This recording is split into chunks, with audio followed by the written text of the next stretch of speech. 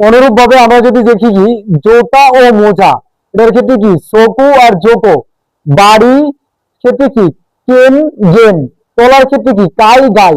মানে জুতা ও মোজা গণনা করার ক্ষেত্রে কি সোকু ও জোকো ব্যবহার করা হয়, এবং বাড়ির তলা গণনার ক্ষেত্রে কি ব্যবহার করা হয় কেন এবং মানে বাড়ি গণনার ক্ষেত্রে কি ব্যবহার করা হয় কেন এবং গেন ব্যবহার করা হয়, এবং বাড়ির তলা গণনার ক্ষেত্রে কাই এবং গাই ব্যবহার করা হয়। তো এইগুলোই আমরা এখন ধারাবাহিকভাবে দেখবো আর কি।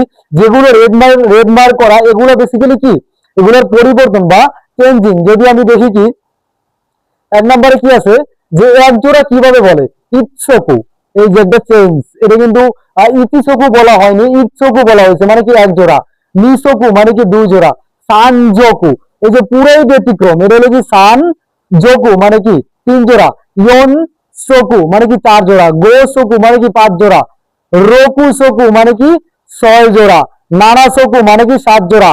হাতসোকু মানে কি আট জোড়া। কিওসোকু মানে কি নয় জোড়া।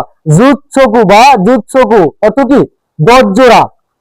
তারপর কি নান জোকু অর্থ কি কত জোড়া। কোশ্চেন করার ক্ষেত্রে আমরা কি ব্যবহার করব জোকো ব্যবহার করা হবো। নান জোকো অর্থ কি কত জোড়া। তাহলে কি বেসিক্যালি জুতা ও মোজা গণনার ক্ষেত্রে কি সোকো এবং জোকো ব্যবহার করা হয়।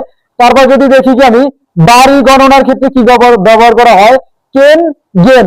যদি বলা হয় যে একটি বাড়ি তাহলে কি ইকটেন। একটি বাড়িকে কি বলা হয় ইকটেন। দুইটি বাড়িকে কি বলা হয় নিকেন।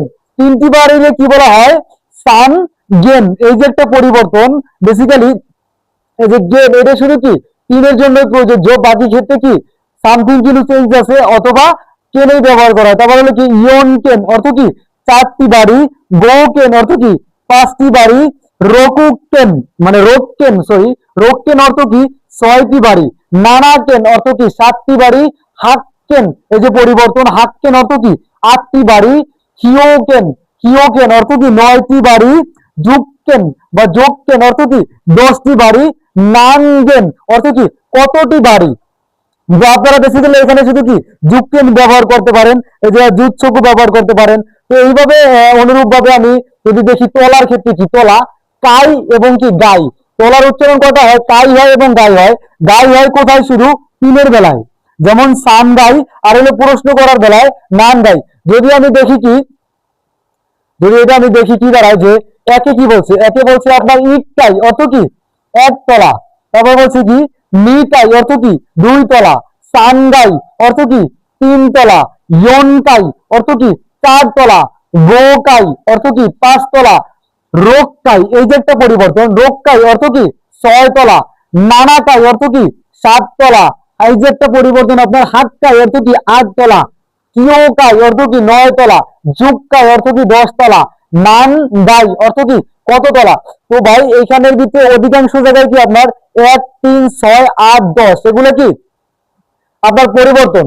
তো অনুরূপ ভাবে যদি এখানে দেখেন 1 3 6 8 এগুলো কি পরিবর্তন। তো আপনি পরিবর্তন গুলো কি রেড মার্ক করবেন, এবং কি পরিবর্তন ছাড়া কি কালো গাইড লিখে যদি নোট করে করে পড়েন তাহলে আপনার অধিকাংশ